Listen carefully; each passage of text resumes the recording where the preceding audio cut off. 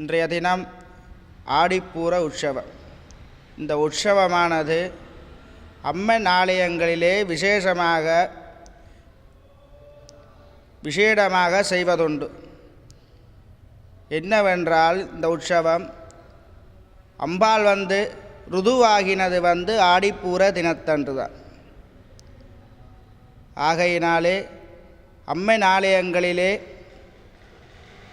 இந்த உற்சவமானது பால்குட பவனிகள் எடுத்து அம்மன் ஆலயத்திலே அம்மனுக்கு ருதுசாந்தி செய்வார்கள்.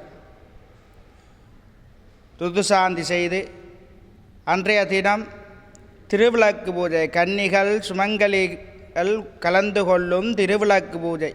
சுமங்கலிகள் என்னத்துக்காக செய்வதென்றால், அதாவது சந்தான பாக்கியம், குழந்தை பேறு கிடைப்பதற்காக இந்த திருவிளக்கு பூஜையை செய்வார்கள்.